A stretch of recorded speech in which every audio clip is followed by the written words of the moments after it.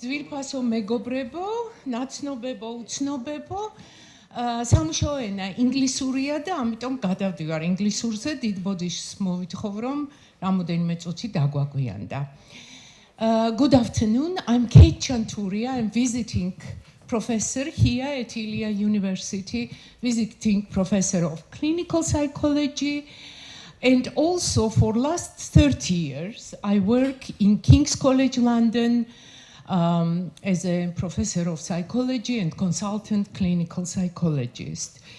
This is continuation in some ways of series of the talks I'm trying to incorporate in the framework of collaboration with Europe, with international community. In this context and in these difficult times, I feel it is 10 times more important to keep our links with Europe, with international community. And I'm so grateful to my dear friend and colleague, Professor Paul Salkowsky is visiting us. And I promise you, whilst I'm able to carry on with this activity, we will carry on because life goes on. Now, how we will format today's event. Professor Salkowsky will give a lecture for an hour. Then I will moderate a question and answer session for a bit, no more than 20 minutes, so brief questions will be appreciated. And then, thanks to Nino Doborjginidze and team here in Ilia University, they will be giving us wonderful opportunity to have our informal discussions and reflections, and Paul will stay with us. So now I'm moving to the main part after this housekeeping. Oh, I have to mention Academy of Europe. Many thanks, Natia and colleagues. We will be working hard to keep our links going with Europe and Academy of Europea. Today it is my great pleasure to introduce our special speaker, Professor Paul Salkowsky. For CBT therapists, he doesn't need big introduction because you very well know what a privilege it is to have him with us today.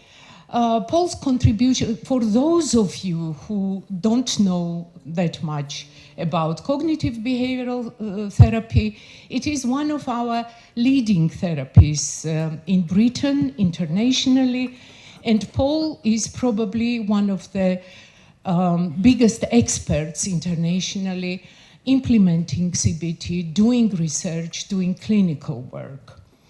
I practice in academia for 40 years, and I think main qualities of research practitioner is to do high quality research, high quality clinical work, and the hardest bit, to mentor and develop younger generation in the field. And when I met Paul 30 years ago, my English was not that good, and I was starting to find my feet in Britain. And I'm very, very grateful for your friendship, for your understanding. And I met over the years many scholars of yours. You facilitated clinical psychology in Bath, in Oxford, in King's College London, and you have generation of clinical psychologists who are taking charge now. In Georgia, though, we have 30 years ago, I was thinking we will be lucky to have practitioner psychologists practicing clinical psychology, psychotherapy.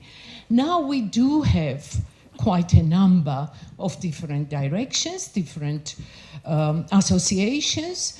I mean, good luck to everybody, but what we need to focus on probably in next few years, quality of our work, regulation of our profession. And I'm looking forward to today's lecture to learn, as I always do, from Paul's insights and reflections. Paul is a winner of Beck Award, Aaron Beck Award. Americans don't like giving awards to anybody else, but he received this prize twice. So, and if I start listing all your accomplishments, Paul, I will take up all the time from your lecture. I will not do that. At the moment, Paul Sálkowskis runs a clinical psychology course in Oxford, and he's director of the Mental Health Institute in Oxford, both very prestigious organizations. And without any further delays, let's put our hands together to welcome our special guest tonight, Professor Paul Sálkowskis. Thank you, Paul. Well, thank you, Kate, for a wonderful introduction. What she really means is I'm quite old. Done a lot of things, that's what she really means. And I'm, in turn, grateful for the opportunity to visit Georgia. I was told that Georgian hospitality is the finest in the world, and I can confirm that that's true. So I'm happy with that. So I'm going to be talking today about a really serious issue, really, which is that we have very many people who suffer from anxiety, common mental health problems, and so on. All of those people could be helped, and I would say without exception, but we are not helping them. We're not doing it. And there are a number of reasons why we're not doing it. Some of it's to do with resources, the facilities we have, but some of it is to do with the fact that sometimes we're not doing the right thing, which is the right thing is we get from the evidence, basically. So I'm going to go across a range of things, but first, this is where I currently work. Actually, I'm in a modern building, but that looks very good. And here I am, and I had a lovely tour yesterday, and I saw, so this is, and it's kind of similar in many ways. Very historical. Okay. So what am I going to talk about today? Well, I'm going to talk about the fact that there are effective treatments for anxiety, meaning that anxiety, and not just anxiety, you could also put other problems in there too, like eating disorders, for example. These are unnecessary disorders. And I'll tell you about some of the problems we face and some of the solutions that we might be able to do. I'm going to talk to you a little bit, very briefly, about a rather small problem, which is specific phobias. But specific phobias killed Freudian psychoanalysis. I'll show you the murderer later. I'll talk about how the benefits of therapy over the last 50 years or so have improved, and they keep on improving, and we're not done yet. I will talk to you about how effective psychological treatments work. Now, I'm not just talking about CBT, I'm talking about all psychological treatments that are effective. And we understand, I think we now understand the mechanism quite well, and that's important. I'll talk about what is anxiety and why do people have anxiety disorders, because we know why people have anxiety, because we all have anxiety, but what's going on in anxiety disorders? I'll talk about psychotherapy as an applied science, and how that, although that incorporates the thing we call evidence-based medicine, it goes beyond that, and I'll talk about what you need to do about that. I'm going to tell you about another trip I had, a place called Bangalore, or Bengaluru, and I'll tell you the story of the man from Bangalore, which I think I learned something from. I'll also consider the issue of whether we can help with anxiety in a dangerous world, and I note, Kate, what you were talking about at the beginning. We are in uncertain times. I was given an American award. I'm expecting any minute that Trump will write an order saying I can't have that anymore. But we'll see. So, can we help with anxiety when there's a lot to be anxious about? I'm going to tell you about the therapist from Copenhagen. So I'm going to go to another part of the world. And how about medical hospitals? And in the end, what I'm going to talk about is the most important thing, which is it's about money. And one of the things that we now know is that we can save money by doing good. Now, this is very important, and this is something that the government needs to hear. That your government, my government, The British government has been listening, and I'll tell you a little bit about what they've done about that, because in the end, saying that you're a psychotherapist and saying you can help people is not enough. You've also got to pay your own wages, and you've got to give the government a little bit of extra money too. So, making a real difference to health and the national economy. So that's the last thing. Okay, that's going to take me 3 hours. Is that okay? Okay, right. So, I'm an applied scientist, and I would just want to remind you of the really important issue in science, which is that it's a staged science. So in the first stage, we know nothing, but believe we know everything. And that's quite a common thing. And again, amongst my psychotherapy colleagues, I see that a lot. But we can graduate to the next stage, which is we know nothing, and we realise that we know nothing. That's it. There's no more stages. We stay there. And as applied scientists, you have to remember this. You never get the final answer. You never.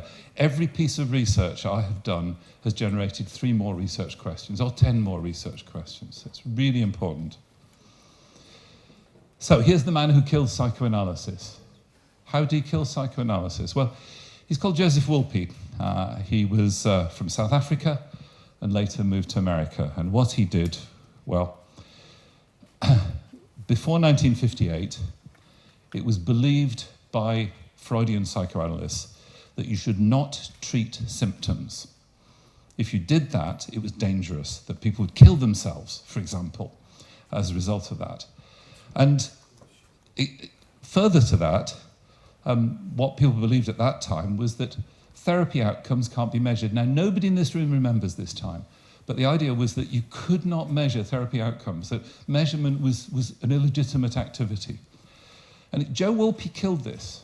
He killed this. How did he kill it? Well, he used a symptom-focused treatment for specific phobias. You probably heard of it as systematic desensitization. We don't do it that way anymore, but that was what it's called. And it was an 80 sessions of treatment could help people help people with their phobias. Now, that's not very modern, but that's fine because it was 1958. So what he showed was that the fundamentals of psychoanalysis were wrong, really incontrovertibly.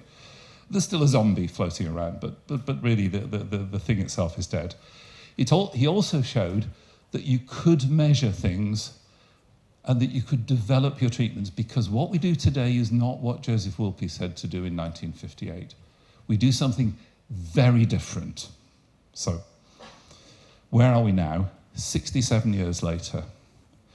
Okay, well, with specific phobias, we have this thing called one-session treatment. Okay, so in a single session,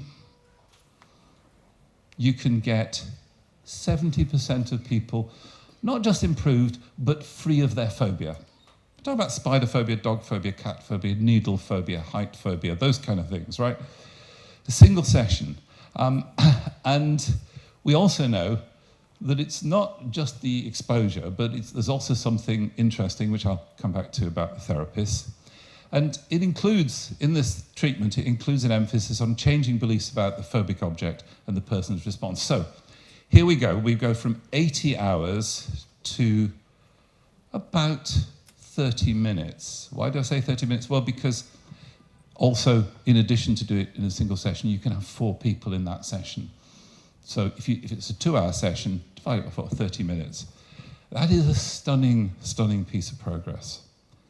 This is Lazio Ernst. This is the man who continued the death of psychoanalysis, but also developed the one-session treatment. So, one-session treatment is better than getting people to confront their fears without a therapist. So the therapist is important. We can't kill the therapist yet. We can kill psychoanalysis, but not the therapist. Okay. And the other thing about this is just one study, but there are many studies of this kind. But if you got people to do it themselves, they actually spend more time confronting their fear, but they improve less. And here's what I did. Now, I'm interested in the end. You should be interested, not just in people improving a little bit, but improving a lot. We're interested in recovery. And the term I'll use later is reliable recovery, meaning But it's not just at the end of treatment, but it continues for longer. Okay, so in Lazio-Nurst's work, what you're seeing is just self-exposure. 6% of people are cured at the end of treatment. 71% of people in the one-session treatment are cured. And that's still true a year later. And so here's a really important, effective change. Now, I'm not spending my time treating specific phobias, and probably neither are you. So what about the rest of anxiety? Because there's a lot of other anxiety problems which are generally more crippling. Not always, but generally. And these are things like OCD, obsessive compulsive disorder, which I'm talking about tomorrow, I hear. But and post-traumatic stress disorder, and social phobia, and generalized anxiety disorder. Okay, so this is a crude summary of the percent of patients who clinically improve using CBT, and this is drawn from randomized trials, the percent who clinically improve for panic disorder, general anxiety disorder, social phobia, OCD, and so on. And so, whoopee, there's panic disorder sitting at around 90%. Now, this is good news, but I'm afraid there's a little bad news coming, so hold on. Generalized anxiety, you'll see that we're doing very well. And this is great because we can help people. But what we're really interested in, if you're a clinician, or if you're a government, or if you're a health minister, or if you're head of clinic, you're interested in the proportion of people who do well in treatment trials, yes. But you're also interested in a mathematical compound, which is how many people will accept the treatment? Because it's all very well to say this treatment works, but some people will say, no, I don't want your treatment. Then you have to multiply that by the number of patients who recover with treatment, not just improve. So improvement is good, but recovery is best. And then we need the proportion who stay well at follow-up. And then if I show you the same graph, but it's a lot worse. Now, it's not terrible. So we've got here we've got only 30% to go. Here we've got like 70% to go, and so on. So we've still got a lot of work to do, and that's what I mean by you never finish science. But I'm going to put this together with another graph, and here's the other graph. In terms of the current best available treatments for cognitive behavioral treatments, right? Here's how much time we need, okay? And for panic disorder, we can get these results, 80 to 90% improvement for about 7 hours. It takes longer with GAD, longer with social phobia, a bit longer with OCD. Specific phobias here, we're talking about really brief time periods. Now, let's check them together. Do you notice anything? They're kind of inverses of each other. Now, why is this? Now, I don't know this for a truth, but let me tell you why I think this is. I think there are some problems that we now understand better than others. Now, if I do therapy on Wednesdays usually. Not this week, but other weeks I do therapy on Wednesday. When I do therapy, I do a lot of things. I form a relationship with the patient. I discuss their problems, I identify, and talk a little bit about the things we do later.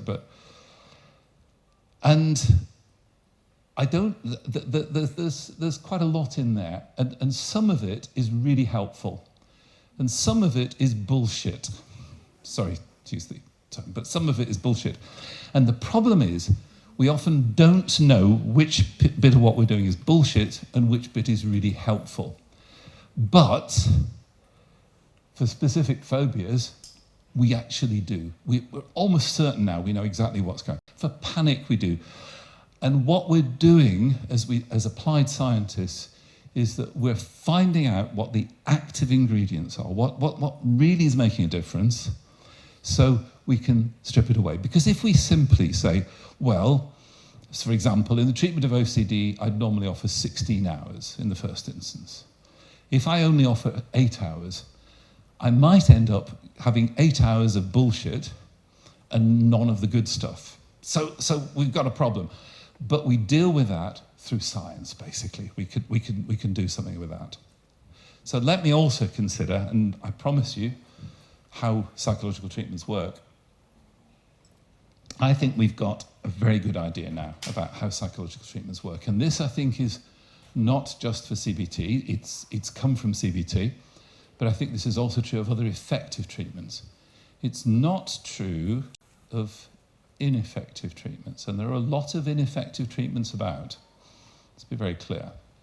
So, we start from the very simple fact, and this is as close to a fact as you get in psychology. The simple fact is that people suffer from mood-related problems, anxiety we're talking about here. People suffer from anxiety because they think that what's happening is more dangerous than it really is.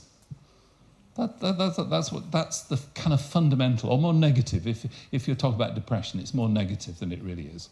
And what a good treatment does, what an effective treatment does, is it takes people who are stuck in a particular way of seeing the world, the people who've lost their ability to think flexibly because they're very focused on a particular way of thinking, and we get them to consider an alternative, less threatening explanation of their problem. Let me take obsessive-compulsive disorder, one of my favourite disorders, not to have, but to help people with.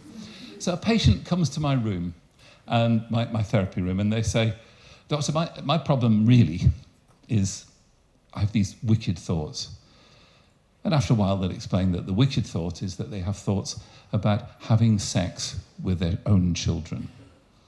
And they start to cry because they believe, what they believe is that they are a paedophile, they are a child molester. And in therapy, what I'm going to do now, it's going to take more than a few minutes, but what I'm going to do is say, okay, well, I can understand why a loving father might have these thoughts and be upset by them. But perhaps it's not that you're a paedophile, perhaps it's that you are a loving father who's afraid of being a paedophile. And because you're afraid of being a paedophile, you do things which actually make you more worried. And there's the beginning of an alternative explanation. That is what we do. Now, that's one example. There are different examples for different problems. Now, for this alternative explanation to be helpful, it's got to meet two criteria. Okay? So the first criterion, what? It has to fit with your past experience. It has to make sense. And if it doesn't make sense, then your patient, you tell your patient why they're having the problems, and they nod and they smile and they think, nah, it doesn't work. But they're too polite to say that, even in Georgia, I'm told. Okay, so it has to fit with your past experience. So you tell me, for example, Paul, you work too hard and it's because when you were a child, you had deep-seated conflicts, you wanted to kill your father and have sex with your mother. Now, one of those things doesn't fit with my experience. I'll let you think which one it might be. Okay, so, and then, but that's not enough. Helping people understand what's going on is not the end. What goes from that? Well, it has to work when you test it out. It has to work when the patient tests it out. So, there's a kind of caricature of a therapist who says, "Trust me, I'm a white-haired professor from Oxford. Trust me, I must be." That's not what we say in therapy. What I say is, no, please don't trust me. Work with me. Let's see if we can work out together what's going on. But don't trust me. And as you know, paradoxically, if you're honest in that way, people will trust you because you're saying, you're allowed to ask me questions, you're allowed to challenge me, and it's a really important part of what we do. So, good therapy is about at least two people, could be more, family members and partners and so on, but anyway, usually two people working together to find out how the world really works. That is what you do. You're actually trying to work out what the reality is, because if the reality is that if you do a particular thing, that you'll be humiliated, that people will be horrible to you and so on, then you need to know that and you should avoid that social situation. But if it's not true, you need to discover the reality. It's also, in my view, a partnership of two experts. Good therapy is a partnership of two experts. Who are the experts? Kate Chanturia, world-leading expert on eating disorders, and you sit down with your patient and they've Googled you. They know who you are. You know that this woman is 26 and that she's had an eating disorder for several years and she lives with her parents. That's all you know. you're a useless expert in her. Fortunately, she is the expert. Your patient is the expert in their experience. And so the atmosphere of therapy is you sit down and say, let's you and I work on this problem together. And that's the thing that's often called collaboration. And collaboration is absolutely the heart of what we do. Two experts working together. We also need to have an understanding, and this is where I'm going next, of emotion, how emotion works, and how emotions, normal emotions, can become emotional disorders. It's really simple. We all know this, don't we? I think you all know this. This is CBT 101. It's not what happens, but it's the interpretation of that which gives us the particular emotional response. And that emotional response, the same event, can have different meanings for different people. So, and the particular meaning will drive an emotion. So here we have, okay, so, yeah. Depression is the idea of personal loss, anxiety, threat or danger to you, and that could be physical anxiety or social anxiety. Anger, that someone broke your rules, and guilt. So let me bring it to life. Another story. I like stories, you probably notice. When I was heading to the airport the other day, there were 3 other men all heading to the airport at the same time. And the first one had, because of their history, had a bit of a problem with depression. And so they came out of the house and they stood in a big pile of dog mess. They looked down and started to cry. And what they thought was, oh, a failure. I can't even leave my house without something like this. I'm just going to go back to bed. Number 2, anxiety. Because of what's happened to them in the past, they're anxious. Stand in the dog mess, completely different response. They're frozen. My God, what am I going to do? If I go back in the house, I'll miss my flight. But if I don't go back in the house and wash it off, then they won't let me in the aeroplane because I smell disgusting. And so they're paralyzed on the doorstep. Number 3, it's a problem with anger. You can imagine their reaction. Big pile of dog mess. Face turns bright red, and I won't scream, but he screams, who allowed their dog to do this? And he goes and finds the depressed guy and beats him up. Okay, so same event, different meanings. That sits at the heart of our understanding of emotion. It's those meanings which are based on our past experience, of course. There's number 4, me. So I'm not immune to dog mess. Walk along, stand in dog mess, look down and smile and think, oh, well, I'm glad I didn't put any sandals on today. Now, again, the point is that none of these interpretations are correct. It's not about wrong thinking or irrational thinking. It's simply about people being stuck, only able to see it as loss, only able to see it as threat. And you're freeing people up to consider alternatives and then test them out.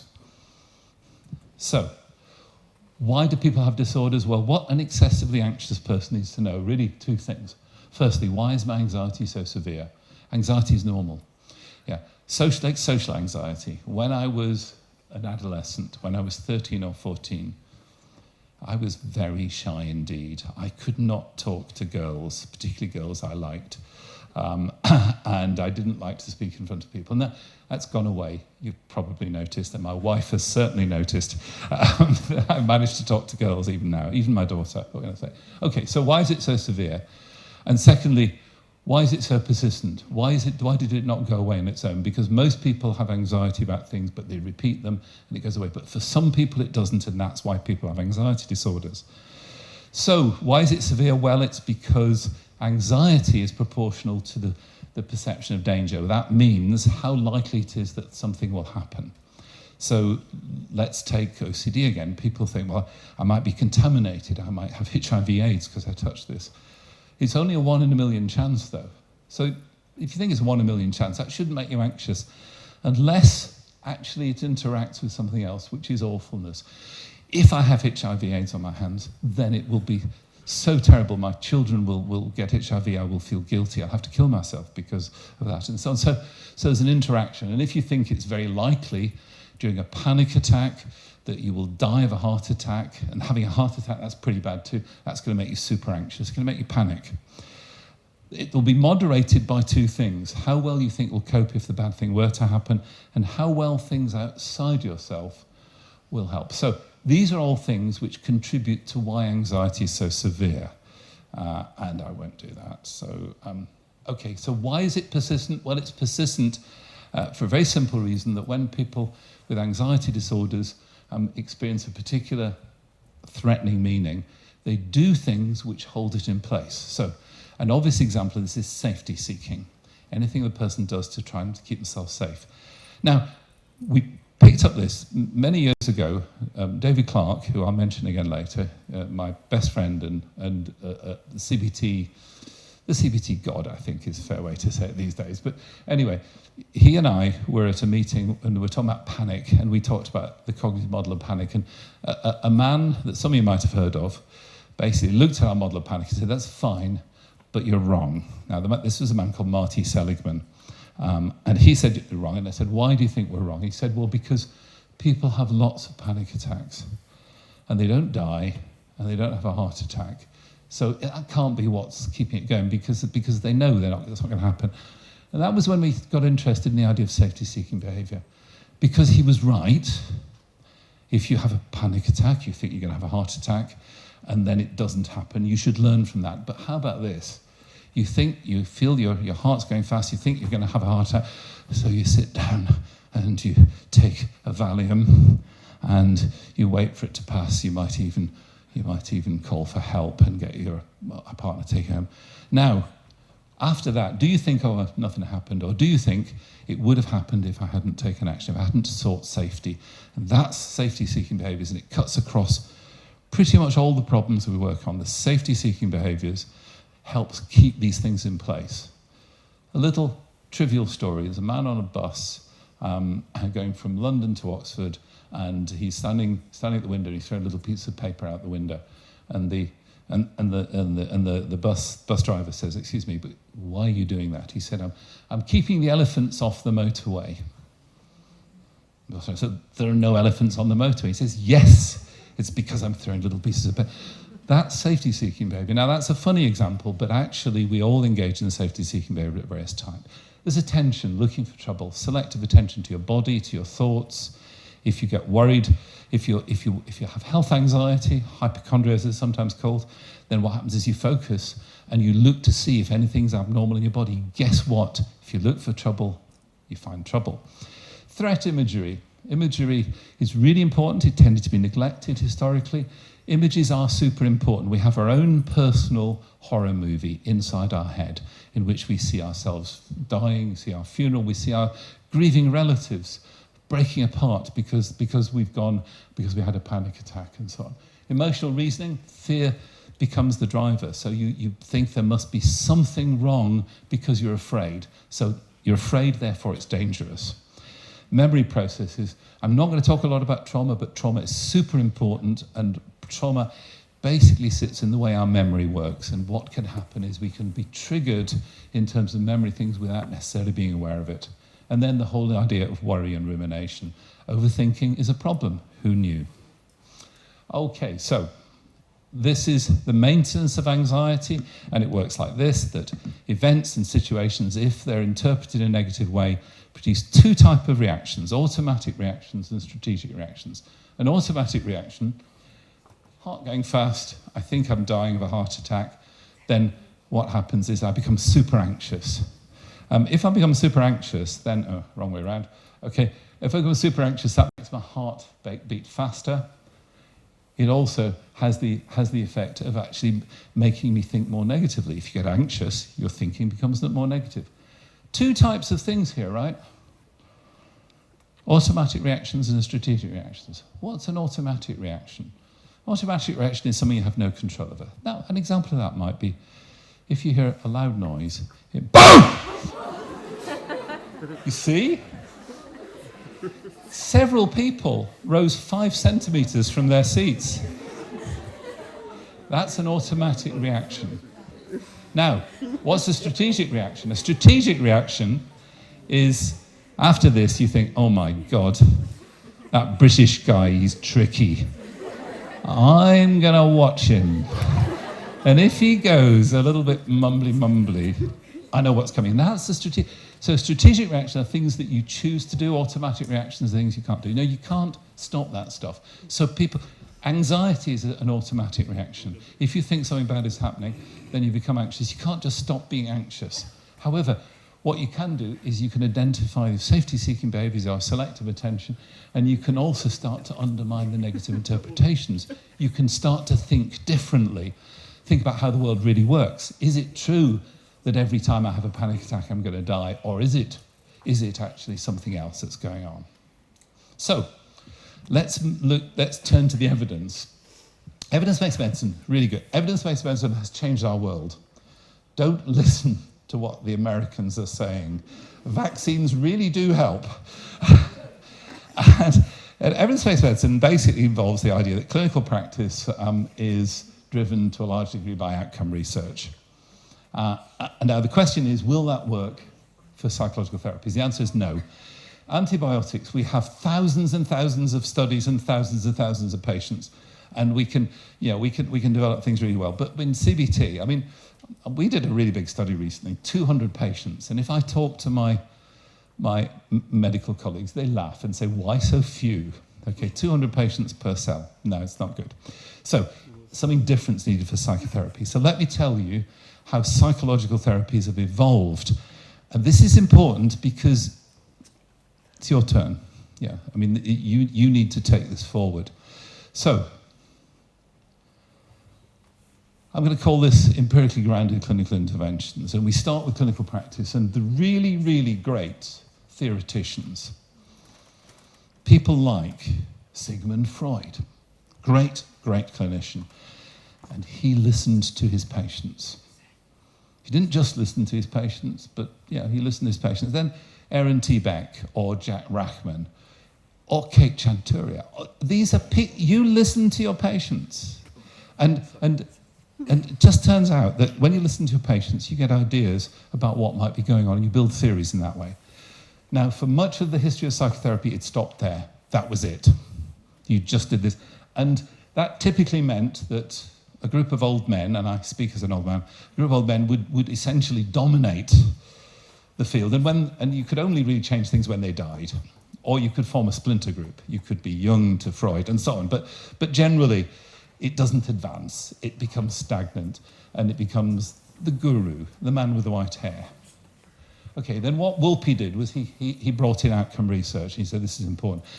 And actually that is important because it tells you what might be helpful and what might not be helpful. Theory informs outcome research, but outcome research does not inform theory. So the fact a treatment works does not tell you that the theory underpinning it is true.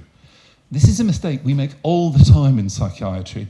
We think that because SSRIs help treat depression and anxiety, there must be a serotonin deficit in those problems. There's no evidence at all for a serotonin deficit. All the evidence is that the serotonin system's intact. It helps in the same way as aspirins help my headache. But I haven't got a deficit in salicylates. There's no aspirin deficiency, if you like, in my head. So that's not how we progress. How we progress is we actually try to work out what is going on in eating disorders, in panic. What is specific to panic? What is specific to OCD? What is specific to general anxiety? And what is relevant but cuts across them? What's transdiagnostic as well? And that's actually the way that things evolved. Up until fairly recently, it's been a very successful strategy. Now, let me say what I think is going to change the world. The thing that's going to change the world in psychological therapy, and I'm offering this to you, is something called evidence-based patient choice. Now, typically when you go along to a therapist, then what they do is they'll offer you what they learned 25 years ago, which might not be very evidence-based, but hey, that's what they've got. In English, we say, for the man who only has a hammer, every problem looks like a nail. And actually, what we need to be giving information to patients, their loved ones, and we need to be helping people to understand what the science says about the effects of treatment for panic or OCD or eating disorders or whatever. We need to share that. So that brings me, to the man from Bangalore. Yeah, the man from Bangalore. Okay, that's where I was. It doesn't always look that beautiful, but it was very beautiful. That's a place called Nimhans in Bangalore. And a very good friend of mine, a man called Janardhan Reddy, has the biggest OCD clinic in the world, I think, probably. And he invited me to sit in on some of his patients and hear what the patients were saying. And they were, permission was sought. And in comes this man, and Janardhan said to me, this man used to live in Lucknow, very far to the north, now lives in Bangalore, and I don't know why he's moved. Anyways, the man comes in, he has a big sheaf of papers, and Janardhan introduced himself and said, you came from Lucknow, why is that? And he picks up the big piece of paper and he said, because of this. And Janardhan said, what's that? And he said, that is the NICE guidelines for the treatment of OCD. NICE is the organisation which analyses data to say what is the most effective treatment for psychological problems, for physical problems, and so on. Now, the thing that I think we learn from that is that patients are perfectly capable of digesting the evidence. I think it's our duty to share the evidence with the patients in terms of effectiveness, negative effects, positive effects, the mechanisms that are involved, what would be involved, and so on. And if we don't do that, then I think we're professionally failing. And the man from Bangalore taught me that. And if it happens in Bangalore, in India, it's gonna happen in Georgia. It's gonna happen. It does happen, I think, already in most places. But we need to encourage it. We have to embrace it. We don't have to see it as a threat. We have to see it as an opportunity to work directly with people. And that brings me back to the idea of psychological treatments work because essentially we help people adopt a different way of thinking about things. It's a very sad photograph from Ukraine. And this partly came from an experience 3 years ago. 3 years ago, and I was just talking to Kate about this. 3 years ago, I received an email from a woman called Valentina Parabil, who at that time was president of the Ukrainian CBT Association. And she said that as I knew, they'd recently been attacked by Russia. And the CBT Association were very worried about what they could do to help their patients, their anxious patients. And would I join them with a webinar? Now, I tell you, my first thought was, how can I do that? How can I advise people who are in this desperate situation? And so on. And then after a little reflection, I thought I couldn't refuse. I couldn't refuse to join them. So I joined them on the call. And I realized that there was something important that we could discuss. Not that I could tell them what to do, but we could discuss. And it's back to this, that treatment helps the person to consider an alternative lesser explanation.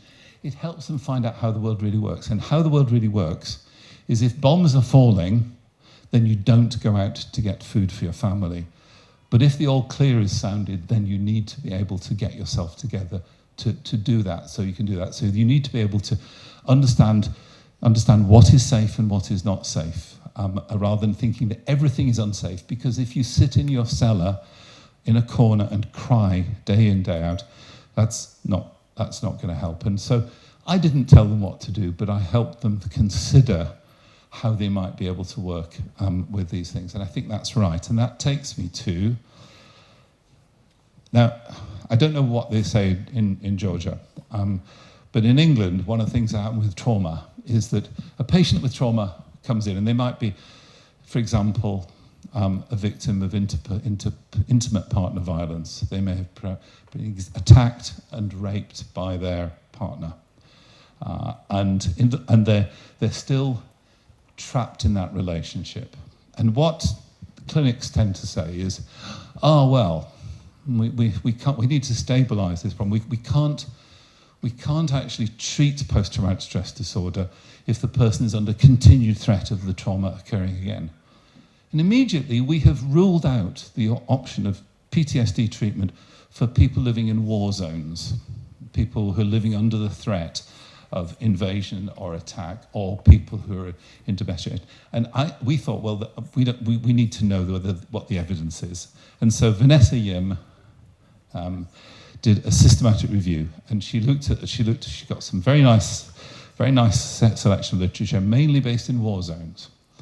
And what she finds is that the treatments for PTSD, which are some combination of CBT and narrative therapy, they work fine under conditions of continued threat. You don't end up in quite the same place, so the anxiety level's still high, but it works. And actually, it's adaptive. You need people, if people are under continued threat, they need to be able to function in a way that allows them to deal with that threat. They need to be able to function in a way that improves the quality of their life, and perhaps it can then help them deal with the threat itself. But the evidence is very clear. But as clinicians tend to think this is too hard, and the data tells us something completely different. And well done, Vanessa, for showing that. How do psychological therapies progress? Okay, there are two aspects to the current development, the way we deal with psychological therapies. The first thing is we need to, and if you think of those graphs I showed you at the beginning, we need to develop therapies so that more people get better. So instead of 80% for panic, we get to 100%. So, and we need to develop that. Now that's a difficult thing to do, and that's something that research is constantly doing. But we're incrementally managing that. But there's another thing, which is delivery. And the reality is, and I think this is true in Georgia from speaking to my friends here, that not many people can actually access the treatment. So that we have a treatment, it's not necessary that you suffer from panic disorder or agoraphobia or PTSD, but you can't get the treatment to get rid of it. So delivery is the other issue. And as I say, you can't just cut therapies in half. So development involves innovation, evolution, refining, and deciding what is necessary and sufficient for treatment. What has to be in treatment? What's the important stuff in treatment? What's the bullshit that needs to come out? So that's what development is. It requires acknowledgement. B, S, and M. That's bullshit, smoke, and mirrors. It's an English phrase, but I think you work it out. Good theory is the main trill, but delivery starts from the best available treatment. And my view is that we don't offer people cut-back treatment. We offer people the best available treatment as efficiently as possible. The other rather important thing, given that where I am, what works in Oxford may or may not work in Tbilisi. And the other thing we have to do is if we're going to spread it more broadly, we have to take it out of the situation where it was developed in the first place. And that will take me to Copenhagen in a minute. So I will be able to tell you a little bit about taking it out of the thing. But what it means is that you don't just take what I do and apply it here. You take what I do, you critically evaluate it, think about it, and then you think, how might it be different? And then you check whether or not it is different, and how you might need to adapt it to here.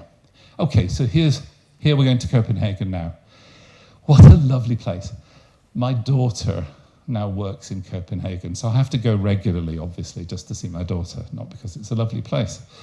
So the therapist from Copenhagen, so a woman called Ulla Water came to see me, and she said, we would like you to train our therapists who've never worked with health anxiety. We'd like you to train our therapists to treat health anxiety. But they're all CBT therapists, but they've never been trained in how to do CBT for health anxiety. And I said, well, that's okay, but how do you want me to do that? And she said, well, I'd like you to teach them for several days and then offer some supervision. Now, that's a big investment. So I said, well, can we evaluate it? Can we see if it works? And that's because people have been saying to us, oh, well, you can make this treatment work. We've published 3 randomized trials at this point and said, well, you can make it work, but that works in Oxford. It doesn't work in something that isn't a research setting. It only works in a research setting. So here's the opportunity. It's not a research clinic. It's an ordinary clinic in Copenhagen. And we did 5 days of workshop training. We did follow-up supervision. And they simply treated the next 16 patients after the training had finished. And I got to go to supervise them, and we varied it. They did group work, so we combined group and individual work. So we adapted it as well. Okay, this is the health anxiety inventory.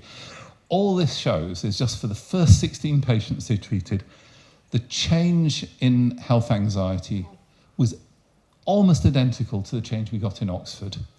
And so they said, hooray, and we will now present to the Danish Psychological Association what we've done here, because there wasn't a lot of research going on this topic in Denmark. So what people said, so they went to the conference and people said, no, what you're doing does not apply to us in our clinic because you did research. So you're a research clinic, so you're not an ordinary clinic at all. So suddenly they said, well, hang on a minute, but we weren't. They said, but you are now. And so what you found will not work in our clinics. Catch-22. Okay. And I think those people were right, actually. I think those people, their critics, were right, because they did make a transition. Now, what happens in a research clinic? Well, what happens in a research clinic is you evaluate what you do. You measure whether you're having an effect. And if you're not having an effect, you take that to supervision and say, well, we need to do it better, and so on. Also, you are properly trained. So 5 days with me, that was enough, I think, probably. Supervision from me and so on. And basically, they got good results because they did the treatment properly and they measured what they did. And so every clinic in the world should be a research clinic. That is the conclusion. One of the things we've known for a long time, if you want good treatment in medicine or in comparable settings, join a trial, join a research trial, because you will get better treatment, because people will measure it and be more supervision. And so we need to do that. And it turns out we've been able to do that. We'll come back to that in a minute. Okay. And actually, they were kind of true, because the other thing that our colleagues did in Denmark, they said, well, we had such a good time, and we'd like you to carry on coming to Denmark. They didn't say that, but they said, we had such a good time, we'd now like to do a randomized controlled trial. So we got funding from the Danish government to do a randomized controlled trial comparing CBT with the best available treatment for health anxiety that was available in Denmark, which is brief psychodynamic psychotherapy. The lead on this research was a psychodynamic psychotherapist, a man called Profesor. And he rubbed his hands and he said, I'm going to show you that psychodynamic psychotherapy will do much better than CBT. Okay, so we did that. And poor old Per, I'm afraid he was wrong. This is published in Psychological Medicine. And basically, brief psychodynamic psychotherapy did no better than waitlist. It certainly went, and CBT, much better than waitlist, much better than brief psychodynamic psychotherapy, still true at 12 months. So, let me move further on, because we've done that study, we've done the Danish study, so I'm back to London, and we say, well, most people who are worried about the health are not actually in psychiatric clinics. They don't go to see the Danish clinic. They're in general hospitals. So we decided we'd move to General Hospital to do this work.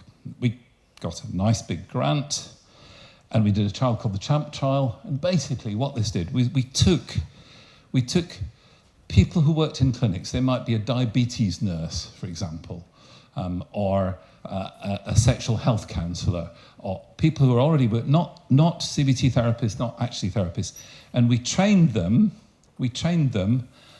in CBT for health anxiety. And basically we gave 219 people got the treatment for health anxiety. The 225 people got what we would normally get, so treatment as usual. And we identified them by screening for health anxiety. Very short screening, takes 3 minutes in the clinics, and then they were offered treatment and then randomized. There were two outcomes. Firstly, did health anxiety improve? And then secondly, what about the cost? And this is where we would come back to economics. So can it pay for itself? So here's the outcomes. And we very unusually got 5 years worth of follow-up. So the treatment all happened here. That's where the treatment happened. And the people who got treatment as usual improved very slightly. And there's a reason for that, which I'm happy to explain if anybody's interested. It's because we gave them a little bit of treatment at the beginning to make sure that they're happy for the follow-up, because 5 year follow-up is a long time. Basically, on all measures, the CBT group do much better. What about the money? Well, that's how much it cost per patient to deliver. That's in English pounds. This is a few years ago. But £422, that was the therapist time and the time to train them and supervise them divided amongst the therapists we had. So it's what the treatment cost. So we've got to do better than £422, basically. And the answer is, we're pretty much bang on. We managed to save £413. So there are lower costs in the CBT group over the first year after intervention. It's basically, if you ask the question, will it pay for itself? Yes, it's going to pay for itself. Right, last section, and I will be finished in about 5 minutes, if that's okay, Kate. Is that okay? Yeah, okay. Some lovely people here.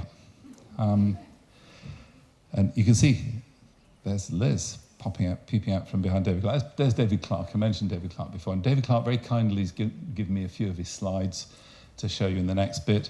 And that's Professor Tim Beck in the middle. And sitting next to him with a big smile is the wonderful Jack Rachman. So that I'm going to talk about David Clark, really. And this is a story that goes back to 2005, where David Clark, and what happened is that David Clark was having a cup of tea. It's such an English story, isn't it? He was having a cup of tea. And he met this man called Richard Layard.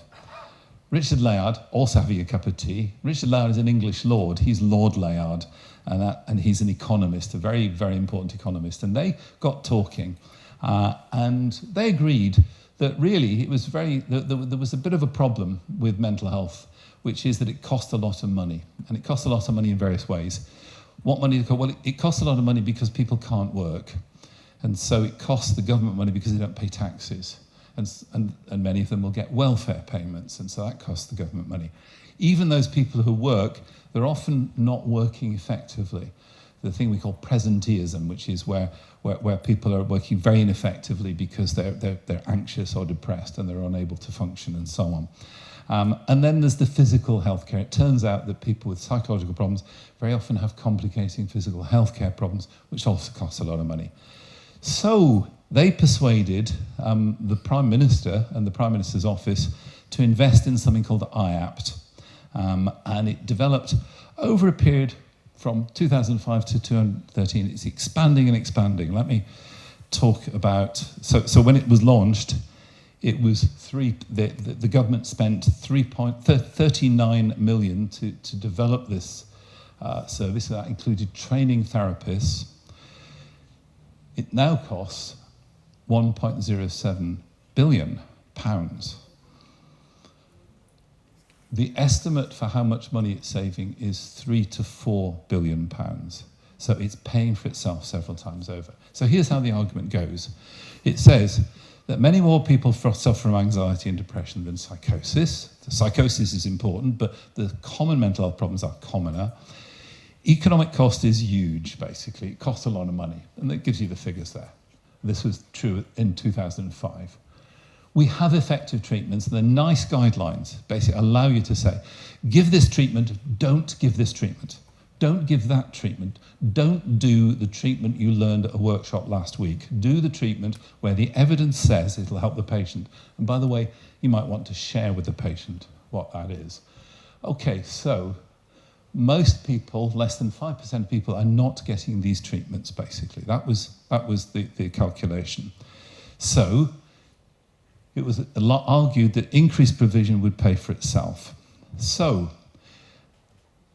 far, we've trained 11,000 psychological therapists to work in IAPT, 11,000. Now, we're a big country. We are 60 million, I think, and in Georgia, you're about 3.5 million.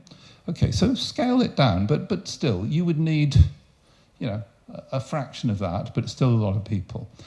They were set up in services that were set up in a way that meant that we could monitor what they're doing. And one of the things we did, one of the things that was really important is everybody collects data.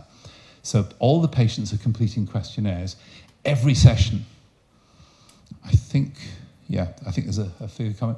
It's about 98% of people we get full data on, we know whether they're getting better, so that we can monitor with the performance. So, where are we?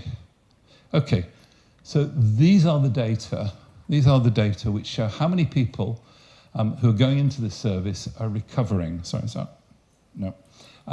Okay, so the target set for the service was that 50% of people should be in recovery from their psychological problems, which means they would no longer meet the diagnostic criteria. So they would no longer be suffering from severe anxiety, depression, or whatever. The target was 50%. It beat 50%. It's hovering around 50%. The target is to improve it more. The upper line is the people who had reliable improvement, not recovery, but improvement. So we're looking at about 70%, 65 to 70% of people who are somewhat improved, and it's stable, it's not going away, but they're not recovered. And that's typically the more severe people. So what are the lessons? Well, the lessons are that clinicians should no longer be allowed to choose what they do from any therapy, flower fairy therapy or whatever, that they should be following the evidence-based guidelines, and that is the duty that we have as therapists, to offer people things which are known to work and not offer things which are known not to work. That actually you can launch this at a national scale and you can pay attention to economics, and it's not your main driver, but you can get people back to work. So part of the program is actually supporting people in getting back to work. And you also need IT systems that support this. You have to be able to follow what's going on. You need clinical leadership that's focused on recovery, that's not focused on what's happening in the organisation, but rather is focused on recovery of patients.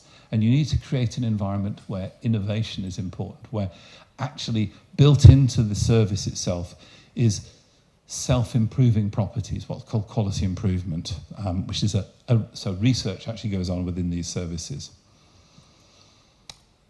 So I'm going to sum up by saying this is what's called a meta-analysis.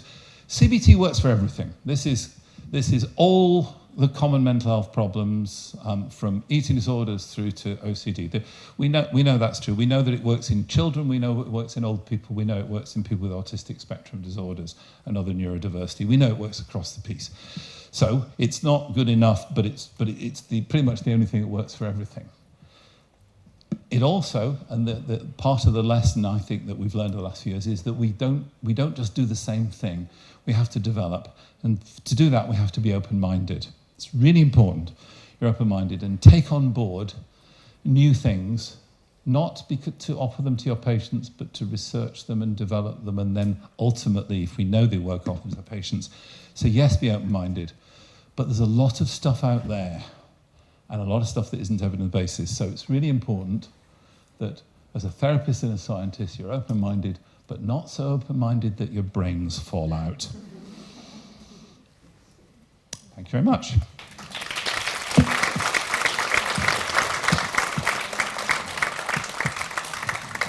Thank you so much, Paul. Very, very thought-provocative lecture. Lots of room for reflections. So we went for an hour. I would say let's give ourselves 20 minutes for the questions, and then we could carry on outside of the lecture theatre.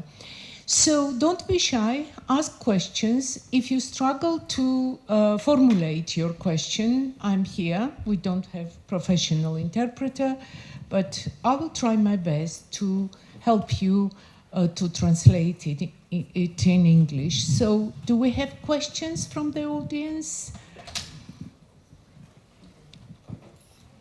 Either everything was clear or... Eka, go ahead. Thank you for such an impressive presentation. So my question is that I'm a psychiatrist, I'm a clinician, and I usually work with psychopharmacology. And usually when we measure efficacy of any kind of treatment, we measure side effects, efficacy, and adverse or side effect. What can you tell us about CBT side effect? Quite a lot. I mean, wasn't able to cover it. There are relatively few. I mean, they're well documented. If you do a literature search, you can find them. For example, when you're doing exposure, people experience transient increases in anxiety. So if you're confronting people with their fears, they experience transient experiences of anxiety. However, interestingly, if you then analyse that, you'll find that typically it's not very different to the anxiety they'd experience just in everyday encounters. So there's no evidence of raised suicide rates. Of course, the evidence is somewhat that there may be lowered suicide rates, particularly in the treatment for depression. I'm trying to think what else. There are very few adverse side effects. The main adverse side effect is not one that's documented well, but it's therapists exploiting their patients. But the trouble is, psychopharmacologists are capable of the same thing, I'm afraid. And so I think in terms of financially exploiting, offering people therapies that don't work. One of the studies we did, a man called Blake Stobie and I did a study looking at people who were described as treatment refractory OCD. And what we did is, and they were referred to our specialist clinic, and we basically asked them what their treatment had before. And to get to the clinic, they were supposed to have had CBT. I said, well, what happened in CBT? And typically they said, oh, well, somebody told me to sit on the couch and tell me about their childhood. I said, what? And so we analysed it, and we found that people who believed they'd had CBT, only 16% had actually had something that resembled good CBT. They had fake CBT. So that's clearly, it's not a side effect, but it's a problem in that way. So there are very few, because of course it's not a generally invasive set of procedures. So that really, but there's a literature out there, and it is measured as part of the trials that we do. Any other questions from the audience? I see two there. One, two. By the way, if you need to leave, I will not be insulted. If you have a child to pick up or a husband to go to or a wife to take some flowers to, please go ahead. Or a husband to take flowers to, please. Hello, thank you very much. My name is Maya. I'm a Jungian analyst. And I want to hear more about measurement. You spoke about trials. What does it mean they feel better? What was the... Yes. It depends on your question, but the measurement that's used in IAPT, or in talking therapies as it now is, everybody completes a very brief measure. It's the GAD-7 and the PHQ-9, so the measure of anxiety and a measure of depression, and then a measure of work and social adjustment, which is approximating to a quality of life measure. It's how much you're impaired in your social life, in your work life, and so on. So the work and social adjustment scale. And then it depends on what's called the problem descriptor. Now, talking therapies do not make a formal diagnosis. What they do is they identify problem descriptors, which roughly correspond to diagnoses. So panic, or depression, or panic and depression, and so on. And then the anxiety disorder specific, or the disorder specific measure will also be added in and completed on a daily basis. So for panic, it's something called the PDSS. For PTSD, it's the PCL-5, and so on. So and in fact, you can look it up. So there's something called the Talking Therapies Manual. And it's online, available online. I didn't mention this actually. So it's available online, and you can see it identifies which measures are used.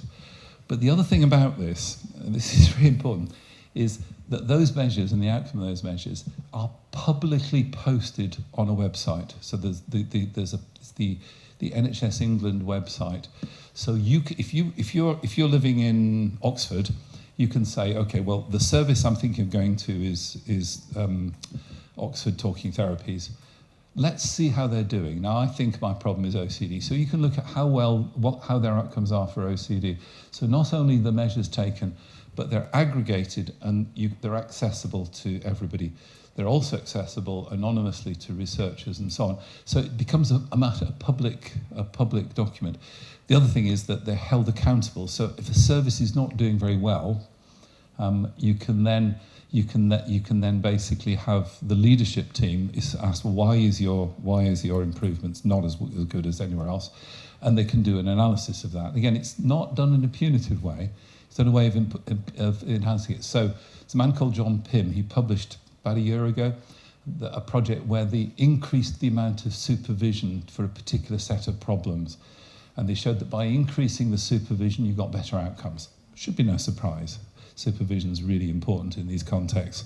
And then the other thing that this allows you to do, because it's the entire country, you can also look at less clinical questions. So one of the questions has always been, how much do things like adversity, poverty, and so on, how much do they impact on the outcomes that we get? And so there's a paper published 2 years ago, I think, and they compared two areas that had the same psychological services. So the same place was delivering it. And the two areas were a place called Windsor, which is where that man, Charles, lives. Yeah, it's very wealthy and so on. Just over the river is a place called Slough. Now, if you don't know England, you won't know, but Slough is high deprivation, very high immigrant population, and it's a very poor area, poor housing and so on. What they showed was that essentially there were small differences, but mostly they got the same outcomes. But here's the thing. If you look nationally, deprived areas don't get as good outcomes. And so the conclusion that was drawn by the Ministry of Health was that these places were under-resourced. It wasn't that the patients were doing worse because they were somehow more disadvantaged, but they could do just as well, but you needed to put more resource in there. So it's also a good way of allocating resources. It's a dynamic system in that way. So lots of measures, and it's the biggest psychotherapy outcome database in the world now, quite clearly, and we can ask lots of questions to it. It's also available so you could ask questions, provided you fill 30,000 forms in and so on. So you could seek to ask a research question on it. So it's a really important resource. Yeah. First of all, thank you for coming. I have this kind of question. Can you give us some kind of advice how we can convince people to visit psychiatrists? Because in Georgia, people are often scared to go and seek professional help. Okay, and I'm going to make it your responsibility to deal with this. So the issue, I mean, I don't know, because I've been here for a whole of 2 days, so I don't understand Georgia perfectly yet. That will be tomorrow. Okay, but the most common reason, I do work in a lot of other countries, not just Denmark, but places like Morocco, Bulgaria, and so on. And one of the things that I've observed, and my colleagues tell me, is a version of what you said, which is stigma. Now, I've already talked about evidence-based patient choice, and one of the really key things is to inform our patients of what's available, what the effects might be, and as our colleague picked up, what the side effects might be. We need to talk about the advantages and disadvantages. Evidence-based patient choice involves advantages and disadvantages. I didn't talk about pharmacotherapy because it wasn't my focus, but I'm very happy that people are offered pharmacotherapy. And I think it's really important that patients are, and clearly, if we look at something like OCD, the offering of either a selective serotonin reuptake inhibitor or CBT is a good thing. There's evidence to say that you shouldn't offer them simultaneously, that you should offer them sequentially. But people may want to know what the side effects are, what the benefits are, what the duration of effects might be, what happens at withdrawal. So we need to do that, but we also need to have a member of your government stand up and say, I've suffered from panic disorder, or I have OCD and I got better. And we need more public awareness of this, and we need to destigmatize. But that, to a degree, I'm going to put back to you, because you know what the stigmatizing factors are.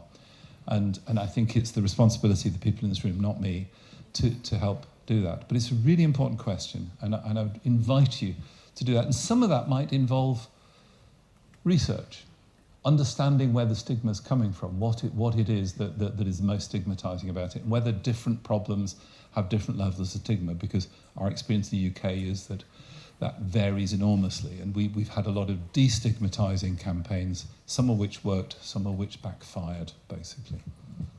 Do you want? Okay, I will allow 2 quick questions, one there, and I'm trying to be fair, not rude. Somebody else had a question, but you came next. So first, second, if they will be brief. And, well, unfortunately, the answers are never brief, are they? That's the problem. Please, so yeah. It's implicit. Okay, I kind of realise that. Yeah, please. So I'll try to ask quickly. My name is Mariam, and my question refers to therapeutic relationship. Yeah. As we know, there are certain criteria for accreditation of CBT therapists, but there are no requirements of personal psychotherapy for CBT therapists. And what is your attitude or opinion about this issue? Is it hindering or helping factor? Thank you. Okay. So, I mean, the problem you've got is you don't have accreditation of therapists at all. That's the problem. Now, I was involved in discussions about this 30 years ago in the UK, about when we developed statutory registration of psychotherapists, of CBT therapists, of clinical psychologists, and so on. And the big argument was about personal therapy. And so the key question, I'll keep it brief, I promise. The key question is, what is it for? Now, what it is for, I'm told by Peter Fonagy, I was told in that meeting, is it's so that the therapist can appropriately identify their contribution to the process of therapy and therefore deal with it in that way. And so the next question I asked Peter is, does it always work?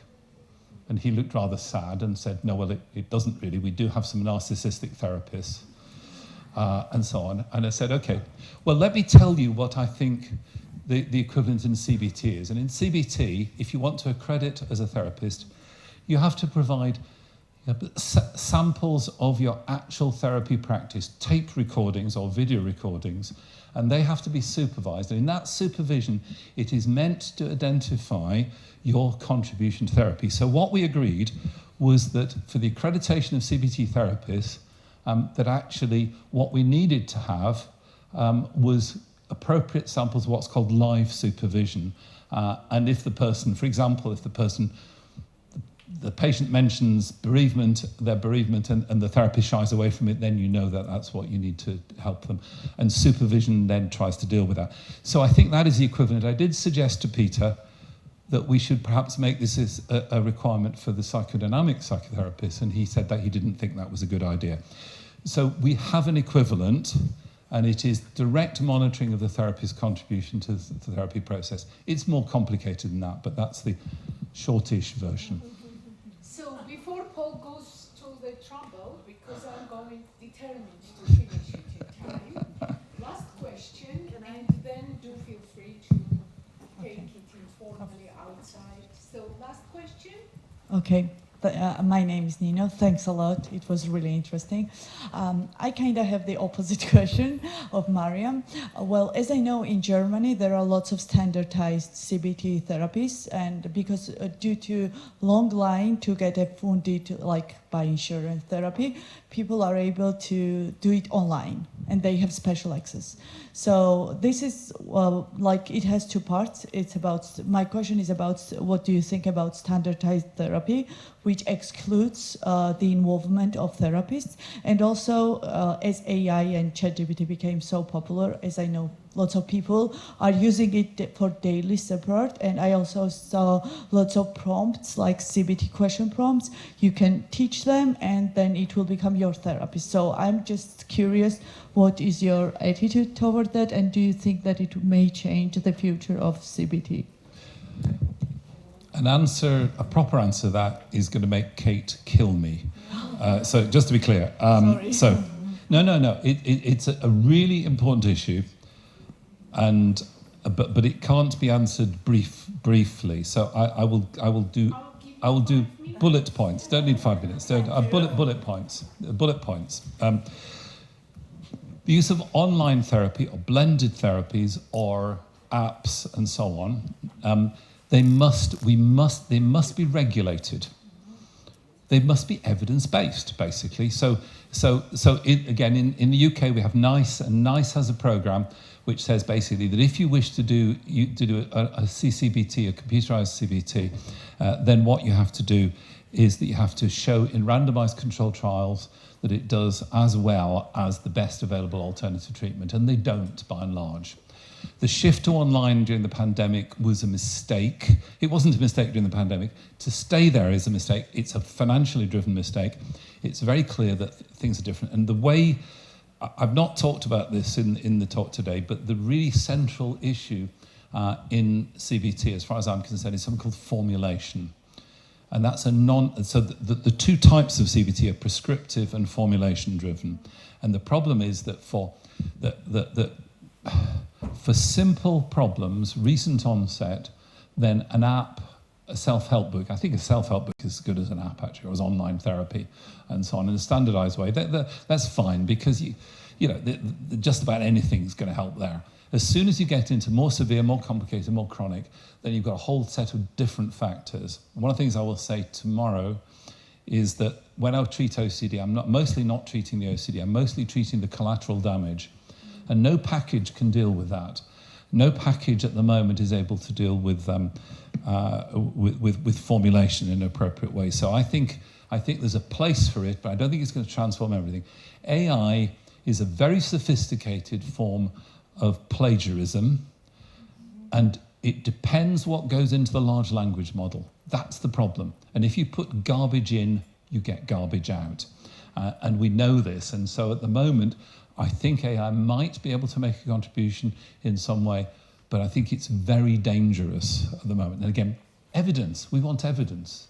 And if you're going to use these things, don't just use it because it's convenient or cheap, but because there's evidence for it. And the evidence from live therapy does not generalize to online therapy. It might, but we need the data. So I will stop. Thank you so much. Paul, it was very generous. Thank you for fantastic participation. I never seen this audience so full and so enthusiastic. So I'm sure you have children to run to and husbands to give up flowers. So many thanks to Professor Paul Sálkowskis once again.